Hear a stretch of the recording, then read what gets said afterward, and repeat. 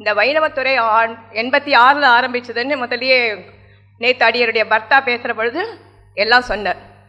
இந்த வைணவ எல்லாருக்கிட்டையும் ஒரு பேப்பர் கொடுத்துருக்கேன் பாருங்க. இதில் என்னென்னா உயிரெழுத்து, மெய்யெழுத்து, கடைசியில் அந்த வடமொழி எழுத்து. இதில் என்ன இருக்குது பாருங்க. வையத்தை வாழ்விக்கும் வைணவத்துறை, அருளையே அளிக்கும் துறை. இது பொருளுக்கு இல்லை, மெட்டீரியல் காஸ்ட் கிடையாது இதில். ஏன்னா இதை எடுத்துன்னு போய் இந்த சர்டிஃபிகேட்டை வச்சு ஒரு பைசா கூட சம்பாதிக்க முடியாது. ஆனால் எம்பெருமானுடைய அருள் கண்டிப்பாக கிடைக்கும். அதனால் அருளையே கொடுக்கும் துறை, ஆணவத்தை அடக்கும் துறை. முதல்ல அகங்கார மமகாரங்கள் தான் போடணும்னு ஆரம்பிக்கவே மங்களமாக ஆரம்பிக்கணுன்றதுக்காக அகங்கார மமகாரம் எப்படிப்பட்டதுன்னா, நாம் பறக்கிற பொழுதே நம்ம 2 காதில் 2 குண்டலம் போட்டு பறந்துருக்கோம். அது என்னென்னா அகங்கார மமகாரம். எப்படி இருந்தாலும் நமக்கு அந்த இது இல்லாமல் இருக்கவே இருக்காது. நீர் ஆழ்வாரே என்ன பண்ணிட்டார் நம்மாழ்வார், நீர் நுமது எண்ணிவை வேர் முதல் மாய்த்துன்னர். நான் எனதுன்னு என் வாயாலே சொல்ல கூசி நாங்கள் நம்பிள்ள வியாக்கியானம். நான் எனதுன்னா அப்போ அந்த சமயத்தில் நான் ஒட்டிக்குமேன்றதுக்காக. அப்போ ஆணவத்தை அடக்கும் துறைனா அந்த அகங்கார மமகாரங்கள் இல்லாமல் இருக்கவே இருக்காது. ஆனால் இந்த வைணவத்துறை சேர்ந்த பின்பு பாடம் எடுத்து எடுத்து எடுத்து திருப்பி திருப்பி அதெல்லாம் கூடாதுன்னு சொல்லி அந்த ஆணவத்தை அடக்கிடுறது. அதுக்கடுத்து இருளை அகற்றும் துறை, இருளை போக்கும் துறை. இருள்னா அக்ஞானமாகிற இருளில் இருக்கோம் நம்ம. அப்போ அக்ஞானமாகிற இருளைன்னா நாம் யார், எம்பெருமான் யார்னு தெரியாத ஜீவாத்மாவினுடைய தன்மை என்ன, பரமாத்மாவினுடைய தன்மை என்னன்னு தெரியாமல் இருக்கிறதுனால அப்போ என்ன ஆகுதுன்னா நம்மளுடைய இருளை அக்ஞானமாகிற இருளை. ஏன்னா இந்த கிளாஸ் வந்து சேர்ந்த பொழுது எத்தனையோ பேர் கேட்டிருக்கா. வந்து நுழைஞ்ச உடனே என்ன கேட்டிருக்கான்னா, கூரத்தாழ்வான் அனந்தாழ்வான் எத்தனாவது ஆழ்வார் மேடம்னு கேட்டிருக்கான். ஏன்னா அவெல்லாம் ஆச்சாரியர்கள். 12 ஆழ்வார்கள், 12 ஆழ்வார்கள், 10 பேர்ன்றது தெரியாது. ஆனால் உள்ள நுழைஞ்ச உடனே என்ன கேட்குறான்னா, ஆழ்வார் கூரத்தாழ்வானோ அனந்தாழ்வானோ எத்தனாவது ஆழ்வார் அப்படின்லாம் கேட்டதுனால அப்போ நமக்கு நாம் யார், எம்பெருமான் யார், ஆழ்வார்கள் யார், ஆச்சாரியர்கள் யார்னு தெரியாமல் வந்து சேர்ந்தவா 2 வருஷம் இந்த கிளாஸை படித்து முடித்த உடனே நான் பிஹெச்டி பண்ணலாமா, அடுத்த கேள்வி பிஹெச்டி பண்ணலாமா அப்படின்னா பிஹெச்டி பண்ணுற அளவுக்கு இந்த வைணவத்துறை 2 வருடங்களிலே அவ்வளோ விசேஷமான. ஏன்னா கரஸ்பாண்டன்ட் கோர்ஸ்னால் அவ்வளோ பண்ண முடியாது. இப்போ ரெகுலராக வந்தே ஆகணுன்றதுனால 10லேருந்து 4 மணி வரைக்கும் இருக்கணும்னா அந்த 5 ஹவர் இருந்தே ஆகணும். ஆகையினால அப்போ அந்த அக்ஞானமான இருளை போக்கும் துறைன்றது இது. அடுத்து ஈனத்தை அதே முதல்ல முன்னாடி ஒன்று சொல்லணும்னு நினச்சேன். இந்த தயாநிதி சுவாமி எப்போ வந்தாலும் ஒரு சமஸ்கிருதத்தில் ஏதோ ஒரு கவிதை பண்ணிடுறார். புலி என்ன பண்ணோம், தன்னோட வாழை வளர்த்துறதுக்கு வீரத்தன்னை எல்லாரையும் அடிச்சுட்டு வந்து அந்த புலி தன் வாழை அப்படியே வீரமாக காமிக்குமா. உடனே எலி என்ன பண்ணுமா, குட்டியாக தன்னோட வாழை காமிக்குமா. அந்த மாதிரி அவர் மாத்திரம்தான் பண்ணணுமா, நானும் பண்ணுறேன்னு சொல்லிட்டு நான் ஆரம்பித்தது தான் இது. அப்போ ஈனத்தை விளக்கும் துறை. ஈனம்னா ஈனமாய 8 நீக்கின் ஆழ்வார் பாசுரம். அதாவது நமக்கு என்ன ஆகுதுன்னா இந்த மாத்சரியம், கோபம், லோபம், குரோதம் இதெல்லாம் ஏற்படுறதோ இல்லையோ. ஆனால் இந்த கிளாஸ் படித்ததுக்கப்புறம் கண்டிப்பாக அந்த மென்டல் டிசிப்ளின்றது கண்டிப்பாக உண்டாடுறது. அது எல்லாரும் அனுபவத்தில் தெரிஞ்சுட்ட ஒரு வார்த்தை, வார்த்தை இதெல்லாம். அதனால தான் நான் அவ்வளோ தூரம் சொல்கிறேன் நான். அதுக்கடுத்து உயர்வினை உய்யும் துறை. உயர்வினைன்னா இது ஜீவனத்துக்காக அல்ல. ஜீவனம்னா வேற, உஜ்ஜீவனம்னா வேற. ஜீவனம்னா நம்ம திருப்பி திருப்பி சம்பாதிச்சு நம்ம சாப்பிட்றோமே, அது ஜீவனம். உஜ்ஜீவனம்னா ஆத்மாவுக்கு நன்மையே தேடும் துறை ஒன்று உண்டுன்னா அது வைணவத்துறையை தவிர வேற ஒரு துறையும் இல்லை. அதுக்கு மேலே ஊழ்வினையை போக்கும் துறை. நாம் எத்தனையோ பாவங்களெல்லாம் பண்ணியிருக்கோம். அந்த பாவங்களெல்லாம் எப்படி கழியுறதுன்னா எம்பெருமானத்தை சரணாகதி பண்ணினால்தான் அந்த பாவங்களெல்லாம் கழியும். அதை நன்றாக விளக்கக்கூடிய ஒரு துறைனா அது வைணவத்துறை தான். அதுக்கு மேலே 8 எழுத்தை போதிக்கும் துறை. 8 எழுத்துனா ஓம் நமகா நாராயணாய. அதை ஓம் நமகா நாராயணாய அங்கே என்னன்னா ஆக திருமந்திரத்தால் எம்பெருமானுக்கே உரிய நான் எனக்கு உரிய நன்னிக்கே ஒழிய வேணும். அங்கே என்ன சொல்கிறேன்னா எப்பொழுதுமே நம்மளே நமக்குன்னு இருக்குமே, அது கூடாது. ஆக திருமந்திரத்தால் எம்பெருமானுக்கே உரிய நான். அப்போ எம்பெருமானுக்கே இட்டு பிறந்தவர்களாய் அதை தான் அந்த ஓம் நமகா நாராயணாயன்ற இடத்துல அதை போதிப்பா. அது அங்கே கிளாஸில் நிறையா விவரித்து சொல்லுவாள். ஏன்னா நம்ம சுருக்கமாக தான் பேசுகிறேன், இன்னும் கொஞ்சம் எக்ஸ்பீரியன்ஸ் வேறு கொஞ்சம் இருக்குது. ஏற்றி இருப்பாரே ஏற்றும் துறைனா பாகவத சேஷத்துவம். பகவத் சேஷத்துவத்தை காட்டிலும் பாகவத சேஷத்துவம் உயர்ந்தது. ஏன்னா எம்பெருமானுக்கு எப்படின்னா அவனிடத்துல யாராவது அபச்சாரப்பட்ட கவலையே படமாட்டான் எம்பெருமான். ஆனால் அவனுடைய பாகவதத்திலே யாராவது அபச்சாரப்பட்டால், அவனுடைய அடியவர்களிடத்திலே அபச்சாரப்பட்டால் அவனை பொறுத்துக்கவே மாட்டான். ஆகையினால பகவத் விஷயத்தை காட்டிலும் பாகவத சேஷத்துவம் உயர்ந்தது என்பதை தெரிவிக்கும் துறைன்றதுக்காக ஏத்தி இருப்பாரே ஏத்தும் துறை, ஐயங்களை அகற்றும் துறை. இப்போ முதலே சொல்லிட்டேன், ஐயங்களை அகற்றும் துறை. உள்ள நுழைஞ்ச உடனே கூலத்தாழ்வானா அனந்தாழ்வானா இவெல்லாம் எந்த ஆச்சாரியன் பொதுமே தெரியாமல் வந்து நுழைவான்.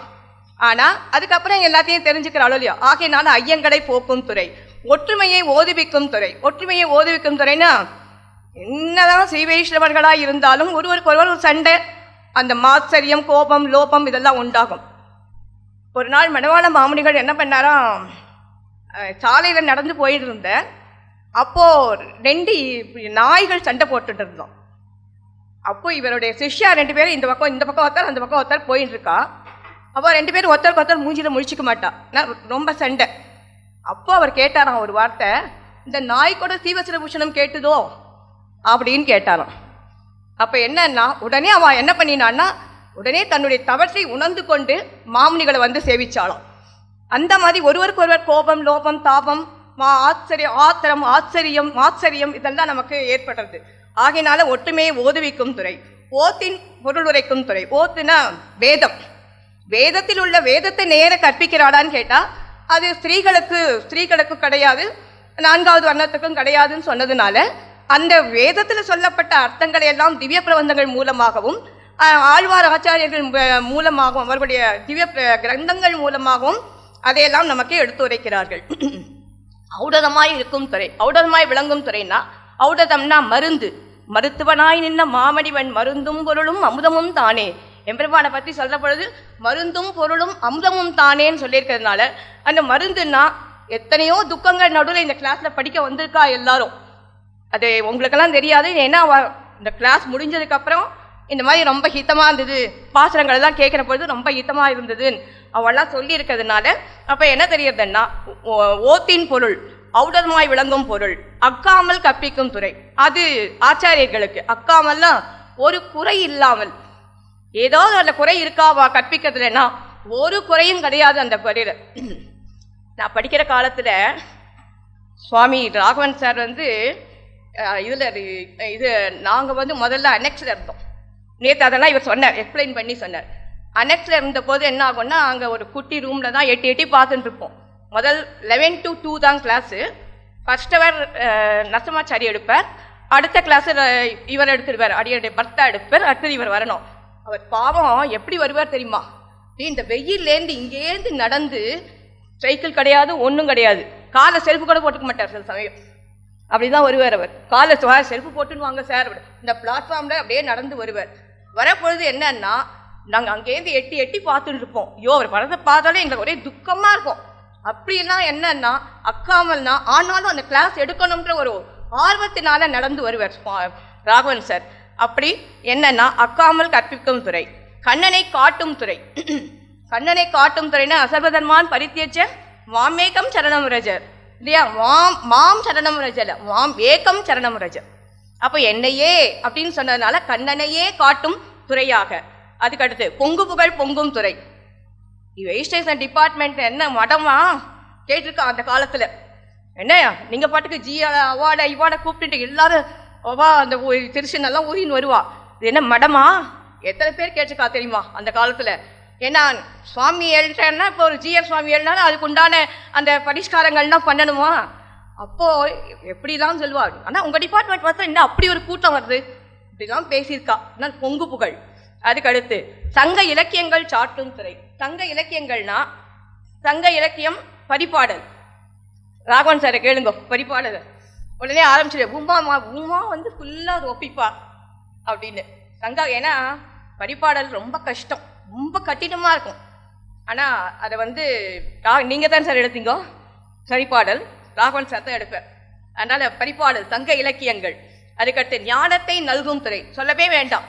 இது ஞானத்தை, என்ன ஞானம்னா நமக்கே இந்த ஞானம் இல்லை, அதாவது எம்பெருமானுக்கு நாம் அடிமைப்பட்டவர்கள் என்ற அந்த ஞானத்தை அளிக்கும் துறை.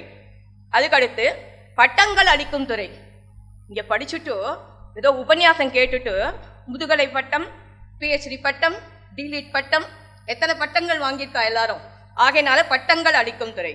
குணத்தை கூட்டும் துறை. அதான் சொன்னேன் முதலிய குணத்தை கூட்டும் துறைனா கண்டிப்பாக நம்முடைய குணங்களை எல்லாம் நிச்சயமா அது மாத்துறதுன்றது ஒன்றும் சந்தேகமே இல்லை. இங்க படிக்கிறாளே அங்கீதாவா ஒரு பேரு, அவளோட சித்தப்பா கிளாஸுக்கு வருவேன். வந்தா அவர் என்ன சொல்லுவார் கிளாஸ்ல, மேடம் நான் 4 நாள் 4 வாரம் 4 இடத்துக்கு போவேன் அப்படின்வேன். அப்படின்னா அப்படின்ன கிளாஸ்ல இல்லை, 1 வாரம் உங்க பாசாதி கோயிலுக்கு வருவேன், 1 வாரம் வேற தேவதாந்திர கோயில்களுக்கு போவேன், 1 வாரம் மசூதிக்கு போவேன், 1 வாரம் நான் இதுக்கு போவேன் அப்படின்னு சொன்னேன். அப்ப நான் சொன்னேன், சார் ஏன் உங்களுக்கு 4 வாரமே பாசாதி கோயிலுக்கோ இல்லை ஏதாவது சீனிவாசர் கோயிலுக்கே போங்களே அப்படின்னு சொன்னேன். இதால் முதல்ல கொஞ்சம் எசிடேட் பண்ணேன், ஆனால் அப்புறம் போக ஆரம்பிச்சேன். அதெல்லாம் இவளுக்கு தெரிஞ்சிருக்காது, இவ ரொம்ப சின்ன பொண்ணு. எதுக்கு சொல்ல வந்தேன்னா குணத்தை, அந்த ஞானத்தை, அதுக்கப்புறம் அந்த ஞானம் இது குணத்தை கூட்டும் துறைனா, அதுக்கப்புறம் அவர் சொன்னார், என்ன சொன்னார்னா, இந்த மாதிரி வெறும் நெத்தியா வருவேன் கிளாஸுக்கு. நான் சொன்னேன், சார் நீங்கள் யாருடைய சிஷ்யா அப்படின்னு. நான் அகோபலன்ஜியரோட சிஷ்யன். சார் அகோபலன்ஜியர் சிஷ்யாலா இருந்தேனே நீங்கள் வெறும் பாழ நெத்தியோட வரலாமா, ஒரு ஸ்ரீஸ்வரன் எட்டுண்டு வாங்களே. இல்லை எனக்கு பழக்கமே இல்லை மேடம். இல்லை நீங்கள் பண்ணி பாருங்கோ, ஒரு நாள் வந்து பாருங்கோ, அப்போ ஒன்றும் தெரியாது. ஆனால் நான் சொன்ன உடனே கேட்டுட்டு அதுக்கப்புறம் திருமணம்லாம் எட்டுன்னு வர ஆரம்பிச்சார். தெரியுமா சார் உங்களுக்கு? பாசாதி அவர் பேரு ஸ்ரீனிவாசனா, செஞ்சுலட்சுமி சித்தி, அவ 2 பேருமே படிச்சா, ஹஸ்பண்ட் அண்ட் ஒய்ஃப் 2 பேருமே படிச்சா. அந்த மாதிரி எதுக்குன்னா குணத்தை கூட்டும் துறைனா இதுதான், குணத்தை கூட்டுறது. தனத்தை தவிர்க்கும் துறை, அது கண்டிப்பா எல்லாருக்கும் தெரிஞ்சது. தனத்தை தவிர்க்கும் துறைனா நான் விட்டுட்டு பணம் கொடு, எல்லா டிபார்ட்மெண்ட்லையும் எப்படி நடக்கிறதுன்னு எங்களுக்கு தெரியும். ஆனால் இந்த டிபார்ட்மெண்ட்ல யாருமே எந்த பணத்தையும் யார்கிட்டையும் எதிர்பார்க்க மாட்டார்கள். ஆகையினால தனத்தை தவிர்க்கும் துறை. நரசிம்மாச்சாரி நாட்டியத்துறை, கண்டிப்பா அவரை பத்தி சொல்லி, ஆனால் நேத்தே அடியுடைய பார்த்தா நிறைய சொல்லிட்டேன். அவர் எப்படின்னா, அவரை மாதிரி ஒரு ஜம் ஆஃப் அ பர்சன் லோகத்திலே பார்க்க முடியாது. அவரோட இங்கிலீஷ் வொக்காபுலரி எல்லாரும் பிச்சை வாங்கணும். அவரோட இங்கிலீஷ் அண்ணா முதல்ல எனக்கு கிளாஸ் எடுத்த போது லகுபூர்வ பட்சமும் லகு சித்தாந்தமும் தான் எடுத்தார், ஸ்ரீபாஷ்யம் எடுத்தார். அந்த இங்கிலீஷ் அப்படியே நடமான அவரோட இங்கிலீஷ்ல. இங்கிலீஷ் மாத்திரம் இல்லை, தமிழ் அவ்வளோ நன்னா படிப்பார். தமிழை எவ்வளோ நன்னா படிப்பார்னா அவ்வளோ நன்னா படிப்பார். அதுக்கப்புறம் சம்ஸ்கிருதம், தெலுங்கு, அப்புறம் மலேசியன் லாங்குவேஜ், எல்லா லாங்குவேஜும் அவருக்கு அத்துப்படி. அப்புறம் மாதிரி ஒரு ஜம்மாப்பா பர்சன். அவர் என்னை பொண்ணுன்னு தான் கூப்பிடுவார். ராகவன் சாரும் என்னை பொண்ணாதான் வச்சுருந்தேன். அவரும் நரசிம்மாச்சாரி நீ என் பொண்ணுமா, எனக்கு பசங்களே கிடையாது, நீ தாம்மா என்னோட பொண்ணு அப்படிலாம் சொல்லுவேன். அவ்வளோ இப்போ லேட்டாக வந்தாலும் சரி, சீக்கிரமாக வந்தாலும் சரி, ஏன் லேட்டாக வந்தேன்னு கேட்க மாட்டேன். நமக்கு தான் கஷ்டமாக இருக்கும் உள்ள நுழையச்சவே, ஐயோ எப்படி உள்ள நுழையிறதுன்னு. ஆனால் கேட்கவே மாட்டேன். ஏன்னா நமக்கு ஒரு கில்ட்டி கான்ஷியஸ் இருக்கும் இல்லையோ, கேட்க போகிறாளே சாரி சார் அப்படின்னு உள்ள நுழையச்சவே, சாரி சார் ஸோ வாட் அப்படின்னு ஒன்றுமே சொல்ல மாட்டேன். நம்ம ஜெம்மா பர்சன் பார்க்கவே முடியாது. பல்கலையில் பரிமளிக்கும் துறை, அதான் சொன்னேன். பல்கலையில்னா இந்த மெட்ராஸ் யூனிவர்சிட்டியிலேயே ரொம்ப ரொம்ப ரொம்ப இப்பவும் அப்படிதான் இருக்கு, அதுல ஒன்றும் சந்தேகமே இல்லை. தயாநிதி அவர் எடுத்து நடத்த ஆரம்பிச்ச பின்பும் இந்த துறை பைணவத்துறைனா எல்லாருக்கும் ஒரு இது இருக்கு இல்லையா, கை தட்டுங்கோ. அது அதனால பரிமளிக்கும் துறை. மதி நிறைந்தவர் மலிந்த துறை, அதுல ஒன்றும் சந்தேகமே இல்லை. இங்க இருக்கிற டீச்சர்ஸ் எல்லாரும் எப்படின்னு கேட்டா அவ்வளவு ஒரு ஞானம். ராகவன் சார் போர்டில் எழுத ஆரம்பிச்சாருன்னா எல்லா ஸ்லோகமும் அவர் எழுதுவார். ஆனால் எங்களுக்கு ஒன்றும் முடியாது, நாங்கள் இப்படியே பார்த்துட்டு இருப்போம். முதல்ல எனக்கு கல்யாணம் ஆன புதுசுல 5வது வருஷம் சேர்ந்தேன் நான். அப்போ நான் இத்தனை டிரான்ஸ்கிரிப்ட் படித்தேன். யார்கிட்ட படித்தேன்னா அவர் டிவி நியூஸ் படிக்கிறார் தாமல் சீனிவாச ஐயங்கார், அவர்கிட்ட 5 வருஷம் படித்தேன். ஆனால் கூட சார் சொல்றதெல்லாம் பாருமா அப்படின்னு ஆரம்பிச்சு போர்டில் எழுத ஆரம்பிச்சாருன்னா நாங்கள் இப்படியே, ஆனால் ஒரு நாள் நடத்திருந்தே 2-3 நாள் எழுதி போடுவார். அப்படியே எங்களுக்கு புரியாது, அதுக்கு தெரியும் அவருக்கு இதெல்லாம் மந்தமதி, அதனால 4 நாளைக்கு எழுதி போட்டுட்டே இருக்கலாம்னு எழுதி போட்டுட்டே இருப்பார் அவர் பாட்டுக்கு. ஆனால் அந்த மாதிரி மதி நிறைந்தவர்கள். வயதானவர்களை வசப்படுத்தும் துறை, இதை எல்லாரும் நீங்களாம் கை தட்டணும். ஏன்னா இதை யாராவது சின்னமா யாராவது இருக்காளா படிச்சிருக்காளா பாருங்க, மொத்த பேரும் வயசானவ தான். எனக்கு 26 வயசுலேயே நான் இந்த கிளாஸ்ல சேர்ந்தேன். அப்போ எங்காத்து பசங்கள்லாம் அப்போ கேட்பா, நாங்கள்லாம் எங்களுக்கு கல்யாணம்னு நாங்கள் பத்திரிக்கை கொடுத்தா உன்னோட ஸ்டூடெண்ட்ஸ்லாம் உங்களுக்கு அவளுக்கு 60ஆம் கல்யாணம் நாங்கள் பத்திரிக்கை கொடுக்குறாளேன்னு கேட்பா. அதனால வயசானவர்களையும் வசப்படுத்தும் துறை. ம் ஆமாம் சொல்கிறேன். சரோஜினி வரதப்பன் இப்போ பக்தவத்சலம் சிஎம் இருந்தாரே அவரோட பொண்ணு, அவளை எத்தனை வயசு? ராஷ்மி, இப்போ பத்மா சேஷாத்ரி, ராஷ்மி, சுஷீலா பத்மநாபன், டிவிஎஸ் சுந்தரமேங்கார் பேத்தி, எல்லாம் பிக் ஷாட்ஸ் அங்கே. அப்போ வந்து படிச்சுவா அத்தனை பேர். என்னன்னா இந்த அலுமினி அசோசியேஷன் தானே, அதை கடைசியாக சொல்கிறேன். அடுத்து ராகவனால் ரம்யமான துறை, நம்ம சார் தான். ராகவனால் ரம்யமான துறைனா நத்தமாச்சாரி ஒரு ஜெம்முன்னா இவர் என்ன ஜெம்முன்னு நமக்கு சொல்ல தெரியாது. அவ்வளோ சாஃப்ட்னா அவ்வளோ சாஃப்ட். அது வந்து ஒரு வார்த்தை கூட பேச மாட்டேன். ஒரு வாய்ப்பை நீங்களாம் அனுபவிச்சிருப்பீங்க. ஏதாவது நானே சில சமயம் அவரை மிரட்டுவேன். சார் என்ன சார், அம்மா நானே கேளுங்க, இப்போ கூட மிரட்டினேன் அந்த சார். என்னன்னா மிரட்டுவேன்னா என்ன சுவாதீனத்தில் நான் என்ன மிரட்டுவேன்னா அவர் என்ன மிரட்டு பண்ண கத்தி எடுத்துன்னு வருஷப்படுறேன். என்ன சுவாதீனத்தில் சார் நீ டெய்லி மோர்சாங்க கொண்டு வருவார் சார். மோர்சா நாளைக்கு நீங்கள் கொண்டு வந்தீங்கன்னா சார் வேறு சாதம் கொண்டாங்க அப்படிலாம் மிரட்டிருக்கேன் நான். சார் வேறு சாதம் கொண்டு வரணும், டெய்லி நீங்கள் மோர்சான் தான் கொண்டு வரீங்க, வேறு சாப்பிடுங்க சார், ஒரே உள்ளுக்குள்ளே போயிட்டு இருக்கீங்கன்னு நான் அப்படிலாம் மிரட்டுவேன் அவரை. ரம்யமான துறைனா நிஜமாவே அவர் வந்து எப்படின்னா அவ்வளோ ஒரு ஜம்ம பர்சன்னா இதுதான் ராகவன் சார் தான், அதில் ஒன்றும் சந்தேகமே இல்லை. தொண்டராக்கும் துறை, தொண்டக்குலம். நம்மளது என்னன்னா என்ன குலம்னா, நான் சாதாரணமாக கிளாஸ் எடுக்கிற பொழுதே நான் என்ன சொல்லுவேன் எல்லாருக்கிட்டேன்னா, செருப்பு அவுத்து வச்சுட்டு வரப்பொழுது வடகலை, தெங்கலை, பிராமின், நான் பிராமின் எல்லாத்தையும் அவுத்து வச்சுட்டு வாங்கன்னு தான் நான் சொல்லியிருக்கேன். யாரை வேணா கேட்டு பாருங்க. வரதராஜன், ஹேமா ராஜகோபாலன்லாம், ஹேமா ராஜகோபாலன் எனக்கு அப்புறம் தான் வேதவல்லி வச்சிருக்காள். அந்த மாதிரி என்னன்னா எப்படின்னா தொண்டக்குலம். நம்ம வந்து எல்லாரும் எம்பெருமானுக்கு தொண்டை செய்யக்கூடிய குலமாக ஆக்கும் துறை. அதுக்கடுத்து வேங்கடகிருஷ்ணன் விளங்க வைத்த துறை, அது அடியனுடைய பர்த்தா. அவர் என்னன்னா நானே சண்டை போட்டிருக்கேன் நிறைய வாட்டி அவர்கிட்ட. நீங்க பாட்டுக்கு எல்லா காரியத்தையும் நீங்க முந்திரி கொட்டையாட்டம் எல்லாத்துக்கும் போறீங்களே, அவள்லாம் கேட்க வேண்டாம்மா ப்ரௌசர், நீ வாய் முடிட்டு நான் ப்ரௌசர்கிட்ட எல்லா பர்மிஷன் வாங்கிட்டேன் அப்படின்னு. இவர் தான் எல்லாத்துக்கும் போவேன், எல்லா விஷயமும். இன்னொன்று சொல்லணும்னா இந்த டிபார்ட்மெண்ட்டே என்டோமெண்ட் டிபார்ட்மெண்ட்டாக இருந்தது. அதாவது என்னன்னா என்டோமெண்ட் கலெக்ட் பண்ணி அந்த பணத்தில் தான் இவாளுக்கெல்லாம் சம்பளம் கொடுத்துட்டு இருந்தா. ஒரு வாட்டி ஜெயலலிதா சீஃப் மினிஸ்டராக இருக்கிற பொழுது பாசாதி கோயிலுக்கு வந்திருந்தான். வந்த போது என்னாச்சு, நாங்களாம் அதை வந்திருந்தாலே போய் பார்த்தோம். பார்த்த போதே அடியுடைய பக்தா என்ன பண்ணாருன்னா போய் பார்த்துட்டு இப்படி ஒரு நிமிஷம் ஆனால் அவன் அங்கேன்னு பார்த்துட்டு என்ன சொன்னா, அவர் என்னமோ சொல்கிறார், அவரை கூப்பிடு அப்படின்னு. சரி ஒரு கிட்ட போன உடனே என்ன அப்படின்னா, இல்லை இந்த மாதிரி எம்ஜிஆர் அவர் தான் தொடங்கின துறை இது, அந்த எம்ஜிஆர் அந்த 150வது வருஷத்துக்காக தொடங்கின துறை இது, ஆகையினால இது கொஞ்சம் என்டோமெண்ட்ல இருக்கு, இதை கொஞ்சம் மெயின் ஸ்ட்ரீம்ல சேர்த்துட்டீங்களன்னா எங்களுக்கு சௌகரியமா இருக்கும் அப்படின்னு சொன்னேன். யூ ஓன்ட் பிலீவ், அது முதல் ஒரு செவ்வாய்க்கிழமையோ திங்கக்கிழமையோ வந்து பார்த்தா உடனே புதன்கிழமை சிஎம் ஆஃபீஸ்லேருந்து ஒரு ஃபோன் வந்தது, இந்த மாதிரி உங்களுக்கு ஒரு அப்பாயின்மெண்ட் கொடுக்குறேன் வாங்குவோன்னு சொல்லிட்டு. போன உடனே வித்தின் 10 daysல இதை மெயின் டிபார்ட்மெண்ட்ல மாத்திட்டா. எனக்கு ராகவன் சார் சாட்சி, போத்திர சாட்சி. பார்க்க முடியுமா? பார்க்கவே முடியாது. ஆனால் நானும் போயிட்டேன் கூட, கொசுருக்கேன், போட்டோலாம் இருக்கேன் காத்துல. வந்து எப்படின்னா அப்படி அந்த ஜெயலலிதா அந்த நிஜமாவே அந்த அம்மையாரை நம்ம பாராட்டியே ஆகணும். அடுத்த ஒரு 10 daysல இதை மெயின் ஸ்ட்ரீம்ல சேர்த்தா. ஏன்னா இவளுக்கு என்டோமெண்ட்ல இருக்கிறது 3 பேர் தான், ஆனால் அப்போ சம்பளமும் கம்மி தான். ஆனால் அந்த என்டோமெண்ட்ல அது அந்த என்டோமெண்ட் டிபார்ட்மெண்ட் தான் அதில் வர ஒரு இதில் தான் கொடுத்தானோ. சொல்லுங்க சார். வந்து நம்மளுடைய துறை அது, ஆகையினால நம்மளுடைய துறைன்றதுனால நம்மாத்துக்கு நம்ம வந்து இன்னூத்தட்ட போய் பைசா கேட்கணுமா? இது வந்து எங்கா, அதனால நான் எதுக்கு போய் இன்னூத்தட்ட பைசா கேட்கணும்?